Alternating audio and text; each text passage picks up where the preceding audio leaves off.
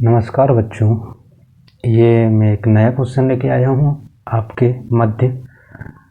और 12th class physics वालों के लिए ये बहुत ही इम्पोर्टेंट क्वेश्चन है, वेरी मोस्ट एमपी क्वेश्चन है। सवाल को हल करने से पहले मेरे चैनल को आप सब्सक्राइब करें और वीडियो को लाइक करें, क्योंकि जब आप सब्सक्राइब करते तो मुझे भी तसल्ली मिल जाती कि नहीं, जो मैं वीडियो बनाता हूँ वो बच्चे देखते हैं, और जो बच्चे देखते हैं तो किन बच्चों ने ये वीडियो को देखा, सब्सक्राइब से पता चल जाता कि हाँ, ये वीडियो किसी बच्चे ने देखा है। तो आप प्लीज़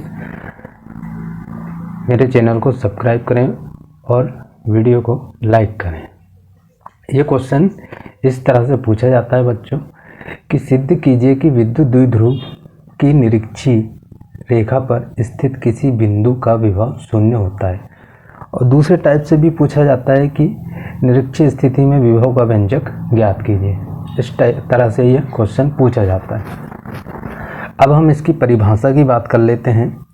देखो, यहाँ पे जिस बिंदु से मतलब है यहाँ पे P पर, किसकी बात हो रही है, यहाँ पे P पर बात हो रही है ना। तो जिस बिंदु पर, देखो, जिस बिंदु पर विद्युत विभव की गणना करनी हो, जिस बिंदु पर विद्युत विभव की गणना करनी हो, यदि वह विद्युत द्विध्रुव के दो ध्रुव हैं जिन पर प्लस क्यू चार्ज रखा गया है और माइनस, तो A और B क्या है, दो ध्रुव हैं, है कि नहीं। A और B दो ध्रुव हैं। तो यदि वह विद्युत द्विध्रुव के लंबार्धक पर स्थित हो, कहाँ, लंबार्धक, ये लंब डला यहाँ पे, क्या डला है यहाँ पे, लंब। ये बीच वाली रेखा को बोलते हैं लंब। क्या बोलते हैं, लंब। मैं बता देता हूँ, यहाँ पे इसको बोलते हैं लंबार्धक। क्या बोलते हैं, लंबार्धक, है ना, लंबार्धक। तो इसकी परिभाषा बोलोगे कि जिस बिंदु पर विद्युत क्षेत्र की तीव्रता ज्ञात करनी हो, यदि वह विद्युत द्विध्रुव के लंबार्धक पर स्थित हो, तो इस प्रकार की स्थिति को हम विभव के सापेक्ष निरक्षीय स्थिति कहते हैं। अब इसके निगमन की बात करते हैं। तो निगमन में क्या लिखना है आपको, देखो, माना A व B विद्युत द्विध्रुव है, माना A व B विद्युत द्विध्रुव है जिस पर प्लस क्यू चार्ज तथा माइनस क्यू चार्ज रखा गया है, जिस पर प्लस क्यू चार्ज तथा माइनस क्यू चार्ज रखा गया है, जिसकी प्रभावी लंबाई A से B तक की जो प्रभावी लंबाई 2L है, जिसकी प्रभावी लंबाई 2L है। O से R दूरी पर कोई बिंदु P स्थित है जिस पर विभव की गणना करनी है। बस आपको इतना ही लिखना है। तो जो चित्र में है, तो चित्र की सहायता से ये हमने निगमन करें, है ना। चित्र की सहायता से क्या करें, हमने निगमन करें। जो अभी बोला हूँ वही लिखा है, कुछ चेंज नहीं है।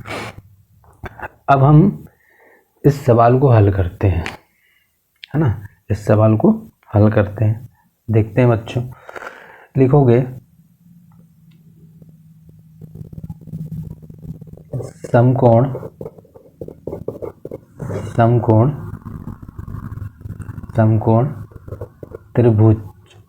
त्रिभुज AOP में पाइथागोरस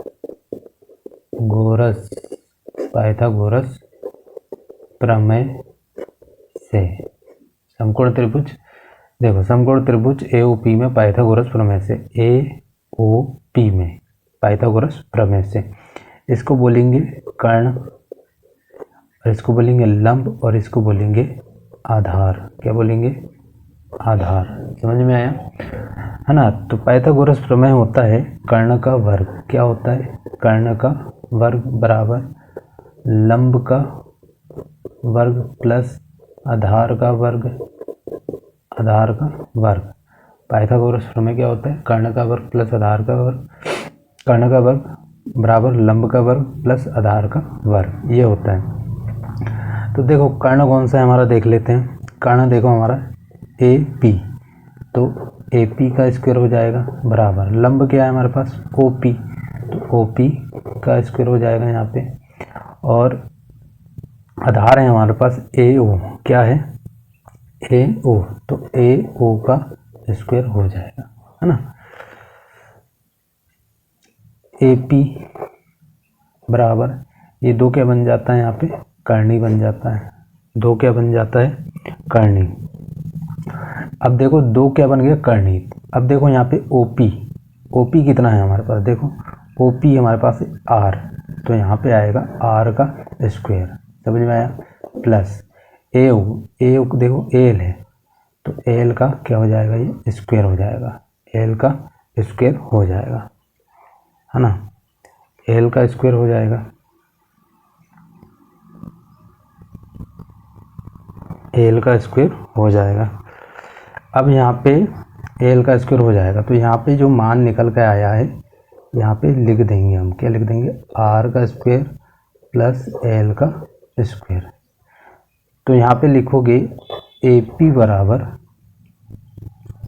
बी पी के, ए पी बराबर बी पी के आर का स्क्वायर प्लस एल का स्क्वायर, ए पी बराबर बी पी के, ये आपको लिख देना है। अब लिखोगे प्लस क्यू आवेश के कारण बिंदु P पर, क्या लिखना है, लिखना है प्लस क्यू चार्ज के कारण, प्लस क्यू चार्ज के कारण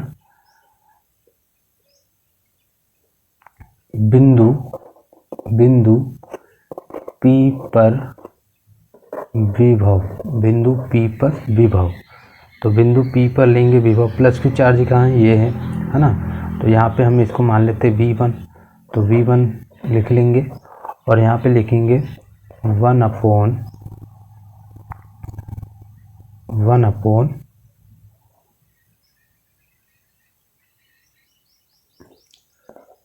4 पाई एप्सिलॉन नॉट के Q अपॉन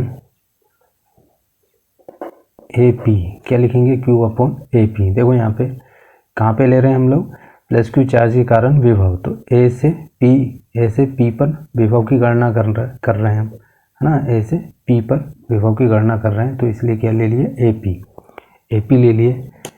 तो V1 बराबर 1 अपॉन 4 पाई एप्सिलॉन नॉट के।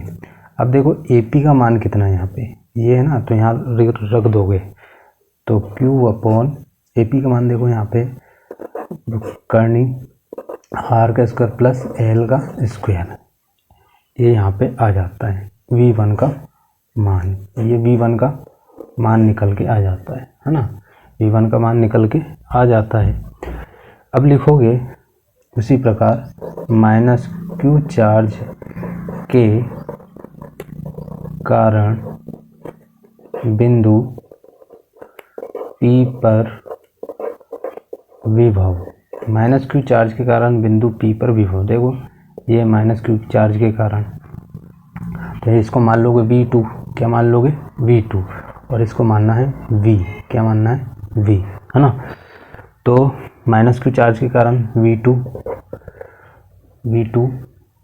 बराबर 1 अपॉन 4 पाई एप्सिलॉन नॉट के, माइनस क्यू चार्ज के कारण हो रहा है। अब देखो यहाँ पे B से P तक, तो BP का मान भी उतना ही है, करनी के अंदर लोगे R का स्क्वायर प्लस L का स्क्वायर, है ना, समझ में आया, R का स्क्वायर। चलो यहाँ पे BP लिखो, एक स्टेप और बढ़ा लेंगे हम, चलो, है ना, यहाँ पे क्या लिखना है, BP लिखना है ना, माइनस क्यू BP ऐसा लिखना है ना, माइनस क्यू BP, एक स्टेप और बढ़ा लेंगे।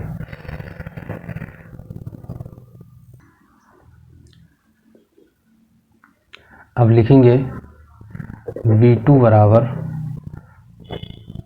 1 अपॉन 4 पाई एप्सिलॉन नॉट के, है ना, नॉट के माइनस क्यू, देखो BP का मान ये है हमारे पास, है ना, तो यहाँ पे लिखोगे R का स्क्वायर प्लस L का स्क्वायर, ये V2 बराबर आ गया, क्या आ गया, V2 बराबर निकल के आया। लिखोगे क्योंकि क्योंकि विभव अदिश राशि है। कैसी राशि है? अदिश राशि है, अदिश राशि है। अतः बिंदु P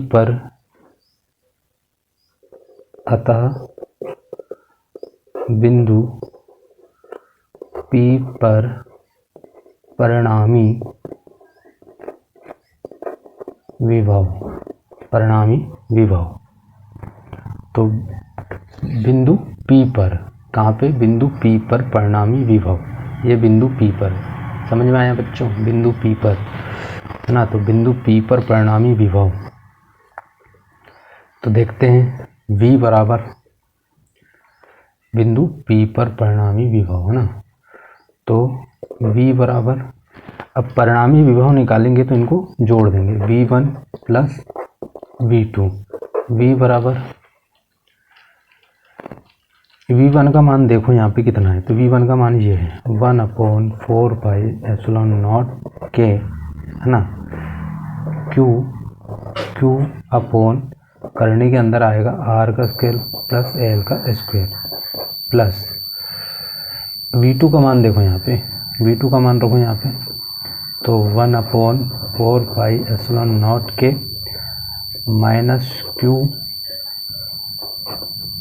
करने के अंदर R का स्क्वायर प्लस L का स्क्वायर, ऐसा होगा।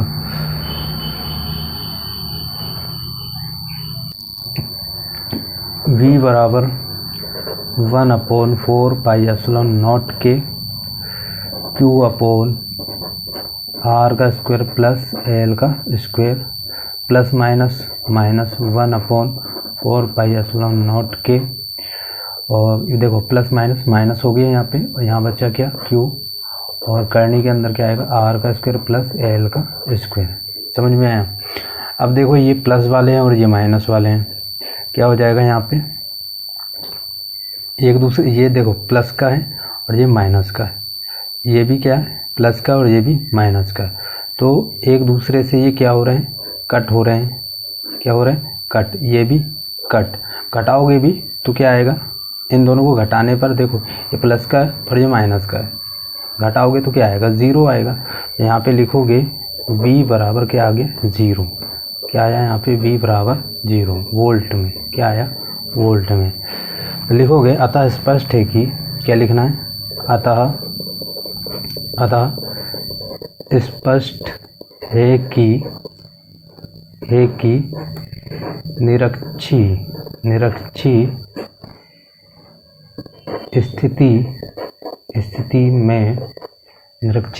निरक्षीय स्थिति में किसी बिंदु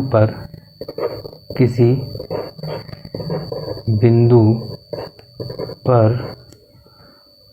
विभव शून्य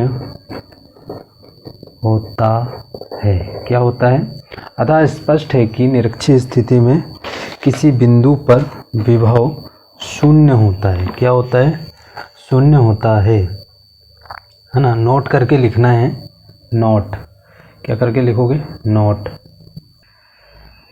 नोट लिखेंगे। किंतु विद्युत क्षेत्र की तीव्रता में शून्य नहीं होता है। हम जब विद्युत के सापेक्ष निरक्षीय स्थिति पढ़ते हैं, उसमें जो विद्युत क्षेत्र की जो तीव्रता होती है ना, वो शून्य नहीं होती है। लेकिन जब विभव के लिए निरक्षीय स्थिति पढ़ते हैं, तो इसमें जो विभव का मान कैसा हो जाता है? 0 हो जाता है निरक्षीय स्थिति में, है ना। तो बच्चों, निरक्षीय स्थिति आपको समझ में आई हो तो प्लीज़ मेरे वीडियो को लाइक करें और चैनल को ज़रूर सब्सक्राइब करें, ताकि जो भी आने वाली वीडियो है आप तक पहुंच जाएगी, है ना। क्या हो जाएगी? आप तक पहुंच जाएगी। बच्चों, आपको वीडियो अच्छी लगी हो तो चैनल को सब्सक्राइब करें और वीडियो को लाइक करें। मिलते हैं अगली वीडियो के साथ, नए सवाल के साथ। जय हिंद, जय भारत।